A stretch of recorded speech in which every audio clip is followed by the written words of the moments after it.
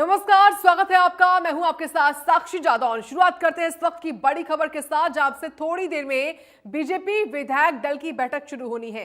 CM Nayab Singh Saini इस बैठक की अध्यक्षता करेंगे। बजट सत्र शुरू होने से पहले मुख्यमंत्री बैठक करने वाले हैं। विधानसभा की कमेटी रूम में मीटिंग होगी, क्योंकि आज से सत्र की शुरुआत होने वाली और ये खास तौर से बजट सेशन होगा, इसलिए इससे पहले मुख्यमंत्री नायब सिंह सैनी की ओर से महत्वपूर्ण मीटिंग्स होने वाली है।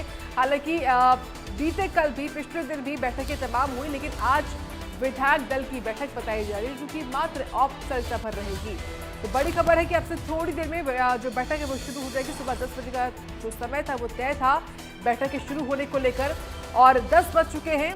अब से कुछ ही देर में बीजेपी विधायक दल की बैठक जो है वो होगी, और ये विधानसभा परिसर के कमेटी रूम में मीटिंग होने वाली है, क्योंकि अब से 1 घंटे के बाद सेशन शुरू हो जाएगा 11 बजे।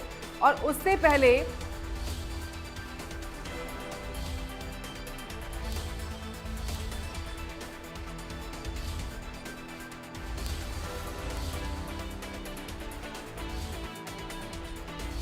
तो आगामी सत्र को लेकर क्या तैयारी है ये लगातार हम आपको बताएं, लेकिन इस वक्त मेरे सहयोगी साहिल का रुख कर लेते हैं, क्योंकि उनके साथ इस वक्त बीजेपी के विधायक निखिल मदान जुड़े हुए हैं।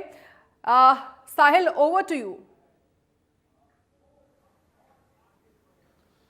बिल्कुल साक्षी, विधानसभा का बजट सेशन आज से शुरू होने जा रहा है। उससे पहले मुख्यमंत्री नायब सिंह सैनी जो है इनफॉर्मल विधायकों के साथ चर्चा करते हैं। ये कोई ऑफिशियली मीटिंग नहीं कहा जा सकता, इसको इनफॉर्मल विधायकों के साथ चर्चा जो है वो हर बार की जाती है, कोई पहली बार नहीं है।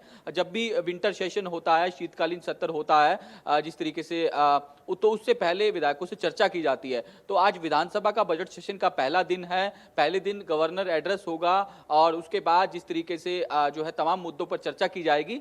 विपक्ष जो है वो लगातार सरकार पर हमलावर है कि किस तरीके से तमाम मुद्दे जो हैं वो उनकी ओर से उठाए जाएंगे। सत्ता पक्ष कितनी तैयार है, इसको लेकर हमारे साथ बातचीत करने के लिए सोनीपत से बीजेपी के युवा विधायक निखिल मदान जी मौजूद है। मदान साहब, कल मुख्यमंत्री नायब सिंह सैनी की अध्यक्षता में विधायक दल की बैठक भी हुई, उधर से कांग्रेस की भी बैठक हुई। वो लगातार कह रहे हैं कि लॉ एंड ऑर्डर की स्थिति ठीक नहीं है, आपकी सरकार ने बुढ़ापा पेंशन काट दी, आपकी सरकार बाहरी युवाओं को नौकरियां दे रही है।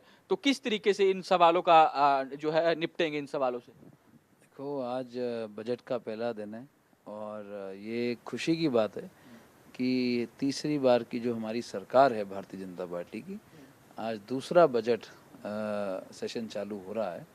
और माननीय मुख्यमंत्री श्री नायब सिंह सैनी जी ने पिछले बजट में भी जो वादे करे थे, और जो स्कीम या जो हमारे मैनिफेस्टो के टाइम के वादे थे, निरंतर उसके ऊपर लगातार काम कर रहे हैं, उनको लागू करने की हर एक संभव प्रयास कर रहे हैं। और सबसे बड़ी बात, हमारी सरकार और माननीय मुख्यमंत्री जी जो भी वादा उन्होंने किया है वो हमेशा उसको पूरा करते हैं। ये नहीं कि कांग्रेस की तरह झूठ बोलकर पब्लिक में चले गए, 5100 पेंशन जिस तरह ड्रामा किया करते थे, या चुनाव के समय इनके प्रत्याशी कांग्रेस पार्टी के उस टाइम पे ये बात किया करते थे कि भाई जो भी पर्ची भेज देगा उसकी नौकरी लगा दी जाएगी। आज हमारी सरकार ने एक चीज़ का सिस्टम पूरे देश में ऐसा सिस्टम बना दिया, बिना खर्ची पर्ची का, कि जो आदमी या जो भी व्यक्ति बच्चा पढ़ेगा मेरिट बेस पे उसको लगाया जाएगा। तो जब इससे पिछला जो सेशन था उसके अंदर सबसे बड़ी बात, जो हमारे विपक्षी हैं, विपक्षियों के पास मुद्दे तो थे नहीं, ये अविश्वास प्रस्ताव लाए, उससे वॉकआउट कर गए। फिर जब वोट चोरी के ऊपर मुद्दे पे बात करी, उससे वॉकआउट कर गए। लॉ एंड ऑर्डर पे बात करो, उसमें वॉकआउट कर जाते हैं। तो मैं समझता हूँ कि आज इनके पास में कोई भी ऐसा मुद्दा नहीं बचा है।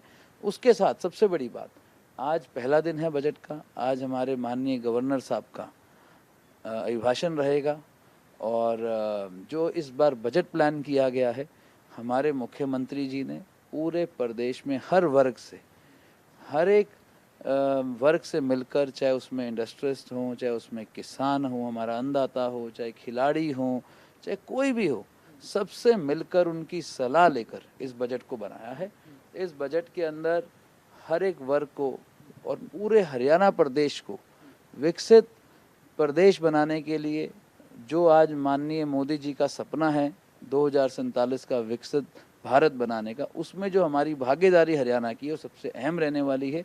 और जहाँ तक आज कांग्रेस पार्टी झूठी बात करती है क्राइम की, मैं एक बात समझता वो हूँ। कह रहे हैं कि लगातार हरियाणा में लॉ एंड ऑर्डर की स्थिति ठीक नहीं है, उसको लेकर काम रोको प्रस्ताव जो है वो हम विधानसभा में लाएंगे, और भी तमाम मुद्दे हैं जिसको लेकर काम रोको प्रस्ताव लाया जाएगा। ये तो आज पूरे प्रदेश की जनता ने देखा है, जब हमारे सदन के अंदर ये कोई भी प्रस्ताव लेकर आते हैं उससे खुद ही वॉकआउट करके चले जाते हैं, चाहे वो काम रोको की बात हो, चाहे अविश्वास प्रस्ताव हो, क्योंकि इनको ये पता है कि इनके समय में, कांग्रेस के समय में कितना बड़ा सिस्टम में एक फॉल्ट था। तब एफआईआर्स नहीं लिखी जाया करती थी, उस टाइम पे जिसको इनको बेनिफिट देना था उसको निरंतर बेनिफिट देते थे।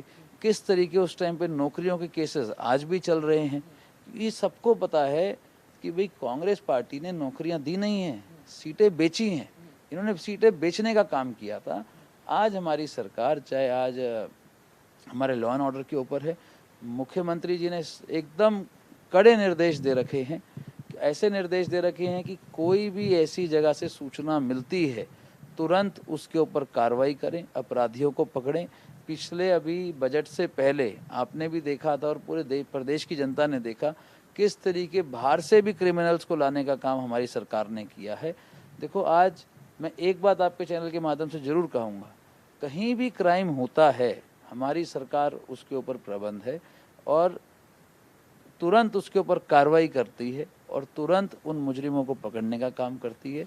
आज एफआईआर्स भी लिखी जाती हैं और लोगों की सुनवाई भी होती है। लेकिन बात ये है मदान साहब कि आपने जिक्र किया कि खर्ची पर्ची, लेकिन दीपेंद्र सिंह हुड्डा लगातार कह रहे हैं, उन्होंने प्रोटेस्ट भी किया था कि हरियाणा के युवा काफ़ी योग्य हैं, लेकिन उसके बावजूद भी बाहरी युवाओं को क्यों जगह दी जा रही है, क्या कारण है?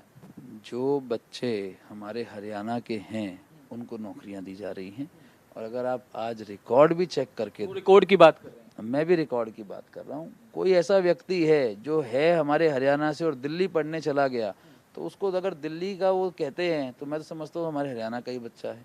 तो ऐसे ही किसी और बच्चा, कोई और ऐसा व्यक्ति, कोई पंजाब आकर पढ़ने चला गया किसी यूनिवर्सिटी में, और उसको अगर वो पंजाब का मानते हैं हम तो उसको हरियाणा का मानते हैं।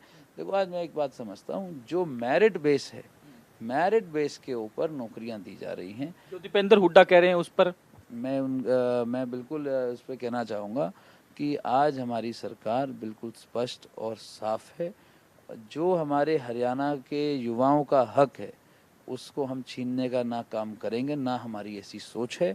अगर वो ऐसी कोई सोच रखते हैं या कोई ऐसी बात करते हैं तो मैं समझता हूँ कि हरियाणा की जनता को गुमराह करने का काम करें। शुक्रिया हमसे बातचीत करने के लिए। तो निखिल मदान है, सोनीपत से बीजेपी के विधायक है, युवा विधायक है। तमाम बातें उनकी ओर से कही गई है कि किस तरीके से हरियाणा में आज लॉ एंड ऑर्डर की स्थिति जो है वो ठीक है, और हरियाणा के युवाओं के साथ जिस तरीके से जो विपक्ष लगातार आरोप लगा रहा है कि बाहरी युवाओं को नौकरी दी जा रही है, उस पर भी इनका जवाब है कि हरियाणा के युवाओं को प्रायोरिटी पर जो है वो रखा जा रहा है। ऐसा नहीं है कि बाहर के युवाओं को हरियाणा के अंदर नौकरी दी जा रही है। जी साक्षी। बिल्कुल साहिल, आपने तमाम सवाल पूछे उनसे और तमाम सवालों के जवाब भी वो देते हुए नजर आए। फिलहाल बहुत धन्यवाद, लेकिन आप बने रहें, आगे भी आपका हम रुख करेंगे। फिलहाल सहयोगी साक्षी शर्मा भी बनी हुई है, उनका रुख कर लेते हैं। साक्षी, अब से 1 घंटे बाद कार्यवाही शुरू हो जाएगी सेशन की, उससे पहले विधायक दल की बैठक क्या शुरू हो चुकी है? क्या